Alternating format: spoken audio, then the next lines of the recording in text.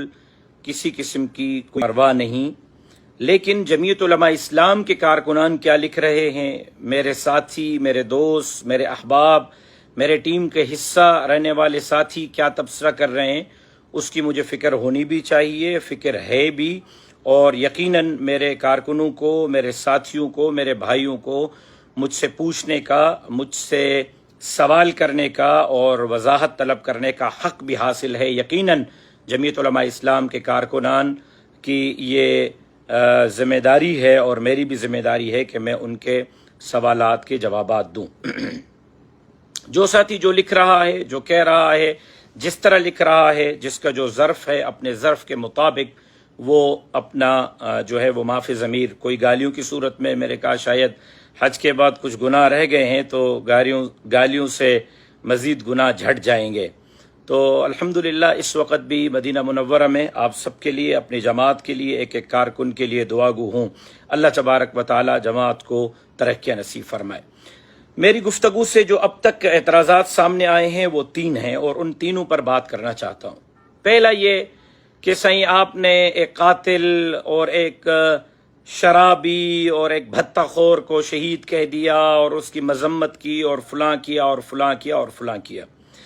बात यह है कि मैंने जुडिशल इंक्वायरी का मुतालबा किया है और अब भी उसी जुडिशल इंक्वायरी के मुतालबे पर कायम हूँ कि अदालत को तहकीकात करवानी चाहिए। कौन कातिल है, कौन मकतूल है, किसने मारा है, क्यों मारा है। अदालत का काम है कि किसी को बरीउ ज़िम्मा करे, किसी को कातिल ठहराए, किसी को मकतूल ठहराए।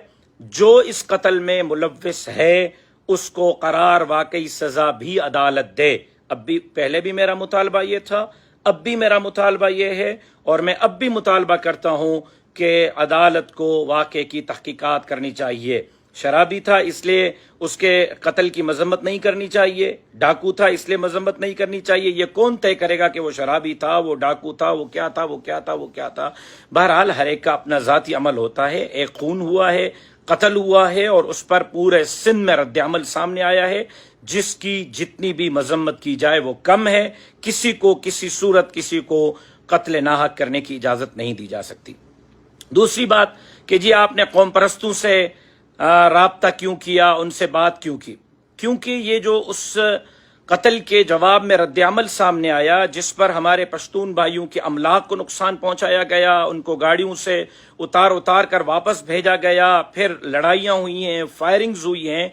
यकीनन ये सारा काम वो जमात या उनके कारकुन या वो साथी कर रहे थे जिनका ज्यादातर ताल्लुक पश्तून कौम परस्त जमातों से था, सिंधी कौम परस्त जमातों से। मैंने जब सिंधी कौम परस्त जमातों के लीडरान से बात की है और उनको इस बात पर कायल किया है कि सिंध ने हमेशा मजहबी, लिसानी, मसलकी, कबायली बुनियादों पर आग को मुस्तरद किया है, आग को बुझाया है और सिंध हमेशा सूफियों की, औलिया की, बुजुर्गों की सरजमीन रही है। हमें अब भी मिलकर किरदार अदा करना चाहिए और लिसानी, कबायली, मजहबी, मसलकी बुनियादों पर आग को बुझाना चाहिए, जिस पर तमाम कौम परस्त जमात ने न सिर्फ मेरी बात से इत्तफाक किया बल्कि उन्होंने उसके बाद सनान खान कुरैशी साहब ने प्रेस कॉन्फ्रेंस की, डॉक्टर कादिर मक्सी साहब ने वीडियो पैगाम जारी किया, रियाज चांडियो साहब ने वीडियो पैगाम जारी किया, अयाज लतीफ पलीजो साहब ने अपना बयान जारी किया और सब ने अपने कारकुनों को पुरअमन रहने की हिदायत जारी की, पश्तून भाइयों के अमलाक को नुकसान न पहुंचाने की अपील की। उन्होंने अपने अपने कारकुनों को ये कहा कि सिंध को पुरअमन रखें, सिंध को लिसानी बुनियादों पर लड़ाई से महफूज रखें। अगर सिंध की कौम परस्त क़यादत को इस बात पर कायल करना और उनको ये बात बावर कराना कि सिंध लिसानी बुनियादों पर किसी भी तसादुम की मुतहम्मिल नहीं हो सकती और उस पर वो कायल हुए और कायल होने के बाद उन्होंने अपने अपने कारकुनों को अगर पश्तून भाइयों पर हमलों से रोका है, लिसानी, मजहबी, मसलकी, कौमी बुनियादों पर लड़ाइयों से रोका है और जमीयत उलमा इस्लाम के मौक़िफ़ को कबूल किया है, तो इस पर हमारे पश्तून भाइयों को जमीयत उलमा इस्लाम का मशकूर रहना चाहिए कि जमीयत उलमा इस्लाम की कावश की वजह से ये मुमकिन हुआ कि जमीयत उलमा इस्लाम की गुजारिश पर कौम परस्त जमातों के रहनुमाओं ने वो मुकम्मल तौर पर अपील की है पूरे सिंध के अवाम को कि वो पश्तून भाइयों के अमलाक पर नुकसान न पहुँचाएँ।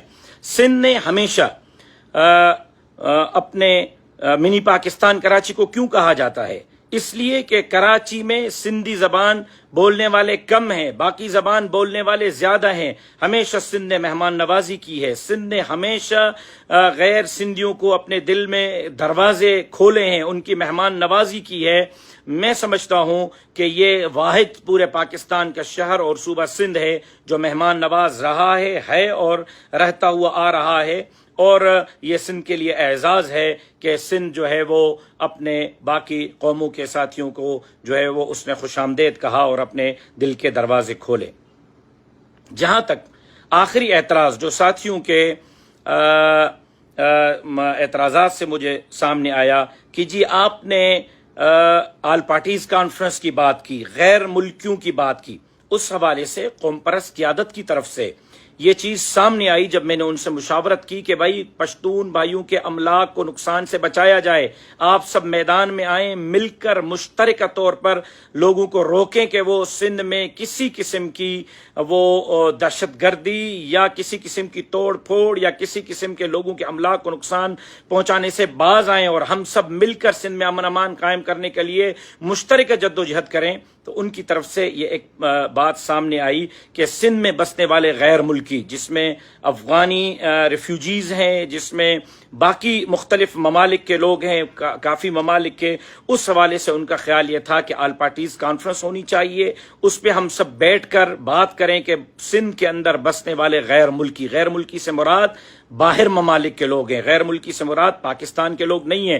اس پر میں نے ان سے اتفاق کیا کہ بالکل آل پارٹیز کانفرنس ہونی چاہیے، وہ اپنا موقف رکھیں گے، ہم اپنا موقف رکھیں گے، وہ اپنی جماعت کا نظریہ رکھیں گے، ہم اپنی جماعت کا نظریہ رکھیں گے۔ اس پر جو اعلامیہ ہوگا وہ مشترکہ اعلامیہ ہم وفاقی حکومت اور سندھ حکومت کے سامنے رکھیں گے اور ان سے درخواست کریں گے کہ سندھ کے جماعتوں کے اس اعلامیہ پر عمل درآمد کیا جائے۔ میں سمجھتا ہوں کہ ساتھیوں نے میرے اس بیان کو ایک مرتبہ پھر سنیں، ٹھنڈے دماغ سے سنیں، اور جو میں نے اپیل کی ہے اس اپیل پر جمعیت کے کارکن بجائے تنقید کرنے کے عمل کریں۔ آپ کے تنقید سے آگ بجھ نہیں رہی، آگ بڑھ رہی ہے۔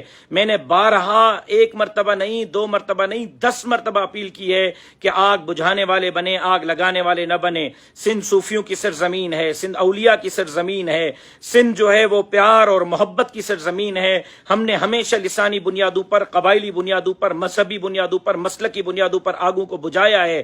مندروں میں آگ لگی ہے، جمعیت علماء نے اپنا کردار ادا کر کے بجھایا ہے۔ امام بارگاہوں میں بم دھماکے ہوئے، جمعیت علماء تعزیت کے لیے پہنچی۔ لال شہباز قلندر کی نگری میں بم دھماکہ ہوا، سب سے پہلے جمعیت علماء پہنچی، اور اس کے بعد پھر مسجدوں پر حملے ہوئے، سب سے پہلے جمعیت علماء نے کردار ادا کیا۔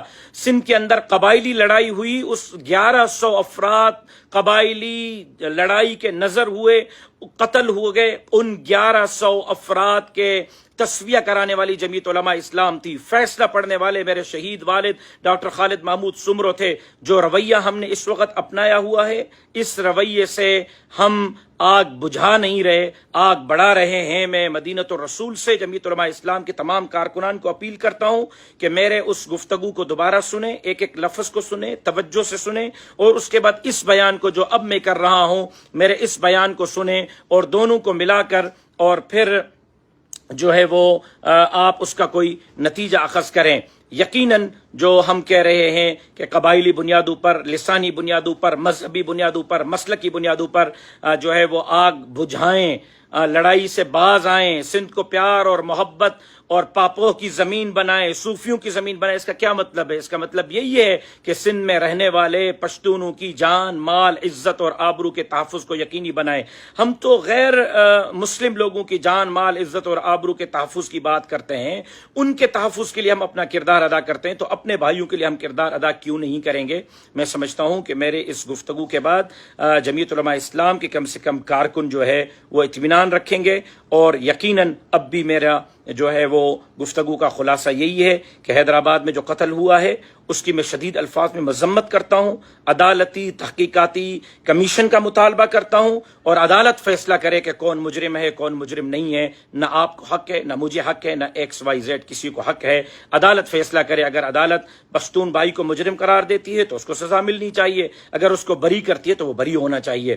دوسری بات کہ اس معاملے کے آڑ میں ہمیں پشتون اور سندھی لڑائی کی طرف نہیں جانا چاہیے. جس طرح پہلے ہم قبائلی بنیادوں پر لڑائیوں میں گھرے رہے، جس طرح پہلے ہم مہاجر سندھی لڑائیوں پر گھیرے رہے، اب ہمیں نئی لڑائی کی طرف نہیں جانا چاہیے. سندھ نئی لڑائی کی متحمل نہیں ہو سکتی. اور تیسری بات کہ اگر قوم پرست جماعتوں کو کسی بھی معاملے پر کوئی تحفظ ہے تو ان کو اس تحفظ کو سامنے رکھنے کی اجازت ہے.